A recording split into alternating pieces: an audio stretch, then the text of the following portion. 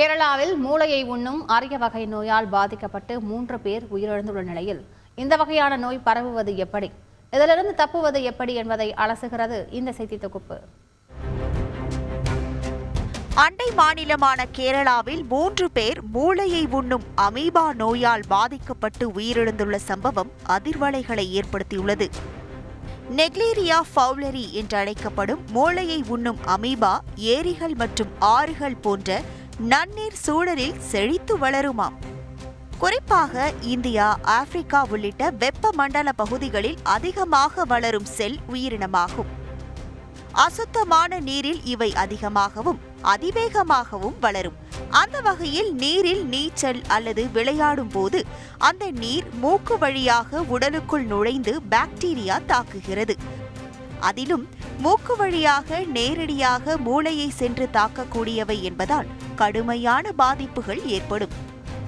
இந்த பாக்டீரியா தாக்கிய சில நாட்களில் தலைவலி, காய்ச்சல், குமட்டல் மற்றும் வாந்தி ஆகியவை முதற்கட்ட அறிகுறிகள் தென்படும். அமீபா பாதிப்பு தீவிரமாகும் போது இல்லாத ஒன்றை இருப்பதாக உருவகப்படுத்தும் ஹாலுசினேஷன்ஸ், கோமா உள்ளிட்ட கடுமையான நரம்பியல் பிரச்சினைகளும் ஏற்படுத்துகிறது.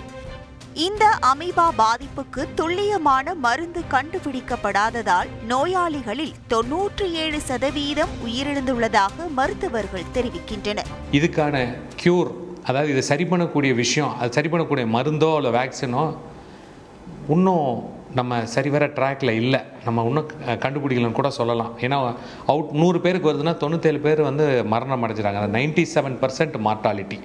ஒன்லி 3% சர்வைவ் ஆகிறாங்க. With all medications, with intensive therapy மூலம் சர்வைவ் ஆகிறாங்கிறது டேட்டா பேஸ் இருக்குது. நோய் தாக்கினால் மீள்வது கடினமாக இருந்தாலும் நோய் தாக்குதலிலிருந்து தப்பிப்பது எளிதானது. அசுத்தமான நீர் மற்றும் பராமரிக்கப்படாத நீர்நிலைகளில் குளிப்பதை தவிர்க்க வேண்டும் என்பது மருத்துவர்களின் அறிவுரையாக உள்ளது. நான் ஒருபடி அடுத்து ஏறி போயே நான் இதை எப்படி யோசிக்கிறேன்னா, ஈவன் இன் யுவர் டெய்லி பாத் அப்பே உங்கள் ப்ரிவெண்ட் என்ட்ரி ஆஃப் இது தண்ணி மூக்கில் போகாமல் குளிக்கிறதுக்கு எல்லாருமே ஒரு கேர் எடுத்துக்கிற வேண்டிய இப்போ ஒரு பீரியடில் இருக்கும். ஸோ இது ஒன்று அவாய்ட் பண்ணிக்கலாம். அத்துடன் நீர் பயன்படுத்தும் போது அதிக கவனம் தேவை என்றும் கூறுகின்றனர் மருத்துவர்கள். எல்லாமே இது இந்த அமீபா நல்லா கொதிக்க வச்சுட்டிங்கனாலும் டெஸ்ட்ராய் ஆகிடுது, ரெஃப்ரிஜரேட் பண்ணிட்டாலும் டெஸ்ட்ராய் ஆகிடுது. அதாவது கோல்ட் டெம்பரேச்சர்லையும் டெஸ்ட்ராய் ஆகிடும், ரொம்ப ஹாட்டாக இருந்தாலும் டெஸ்ட்ராய் ஆகிடும். ஸோ இதெல்லாம் ஒரு டிப்ஸ் அண்ட் மீன்ஸை நம்ம வச்சுக்கலாம். நம்மளோட ஈவன் ஆல்தோ நம்ம வாட்டர் குடிக்கிற மூலம் கண்டாமினேட் ஆகாட்டி கூட வாட்டர் வி ஆர் யூஸிங் இதை எய்தர் நல்லா ஹாட் ஆக்கிட்டு இது பண்ணிவிட்டு பண்ணலாம், அல்லது ரெஃப்ரிஜரேட்டட் வாட்டர் கூட நம்ம யூஸ் பண்ணிக்கிறது நல்லது. அதே நேரத்தில் அசுத்தமான நீர்ப்பகுதிகளை அரசும் சுத்தப்படுத்த நடவடிக்கை எடுத்தால் அமீபா உருவாவதை தடுக்க முடியும்.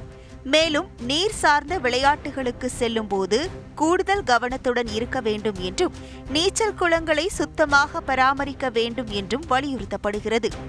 அத்துடன் இது தொற்று நோய் இல்லை என்பதால் பயப்பட வேண்டிய அவசியமில்லை. முன்னெச்சரிக்கை நடவடிக்கைகள் மூலம் தவிர்த்து விடலாம். இதனிடையே தமிழகத்தில் இதுபோன்ற நோய் பரவாமல் இருக்க தமிழகத்தில் நீர்நிலைகளின் சுகாதாரத்தை உறுதி செய்ய உள்ளாட்சி அமைப்புகளுக்கு சுகாதாரத்துறை அறிவுரை வழங்கியுள்ளது. அமீபிக் மெனிங்கோ என்செபாலிடிஸ் என்னும் மூளையை தின்னும் நோய் தொற்று தொடர்பான உயிரிழப்புகள் கேரளாவில் நிகழ்ந்ததை கருத்தில் கொண்டு முன்னெச்சரிக்கை நடவடிக்கையை கையாளுமாறு மாவட்ட நிர்வாகங்களுக்கு பொது சுகாதாரத்துறை உத்தரவிட்டுள்ளது. தந்தி டிவி செய்திகளுக்காக சென்னை செய்தியாளர் தாயுமானவன். செய்திகளை உடனுக்குடன் தெரிந்து கொள்ள உடனே சப்ஸ்கிரைப் பண்ணுங்க.